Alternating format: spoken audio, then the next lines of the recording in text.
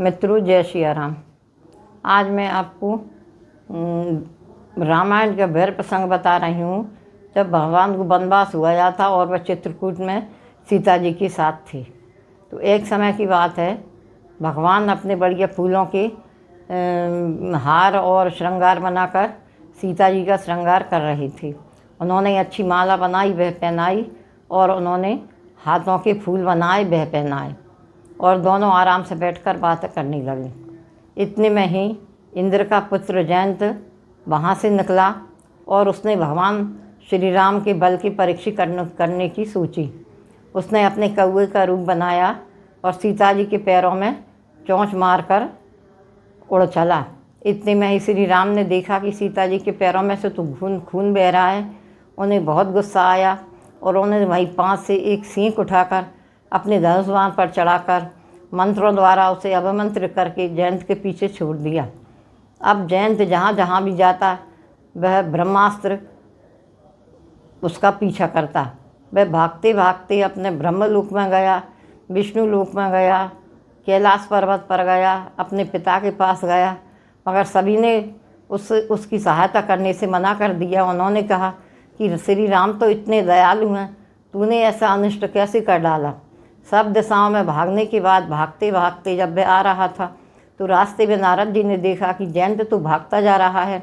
उन्होंने उससे पूछा, भाई कहाँ भागा जा रहा है। उसने इशारे से बताया कि ब्रह्मशास्त्र मेरा पीछा कर रहा है, और उसने बता दिया कि मैंने क्या किया है। तब नारद जी बोले, अरे पगले, तू कहाँ भागा जा रहा है, तू श्री राम की शरण में जा और त्राहिमाम त्राहिमाम त्राहिमाम कहते हुए रक्षा करो प्रभु, रक्षा करो मेरी, उनकी शरण में जा, जब तुझे मुक्ति मिलेगी और तेरा संकट दूर होगा।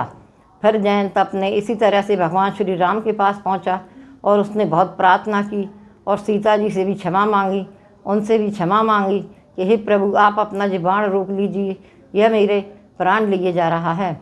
श्री राम तो दयालु हैं, मगर वह दुष्टों के लिए भी काल रूप हैं। उन्होंने कहा कि देखो भाई, तुमने जो अपराध किया है, इसलिए मैं तुम्हें क्षमा तो नहीं कर सकता, मगर मैं इतना कर सकता हूँ कि अब यह ब्रह्मशास्त्र तुम्हारी एक आँख फोड़ देगा और तुम एक आँख से काने हो जाओगे।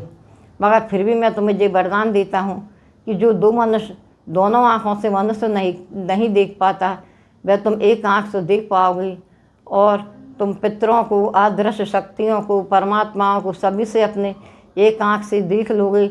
मगर भविष्य में ऐसा कभी मत करना। ऐसी चेतावनी देकर उनको छोड़ दिया।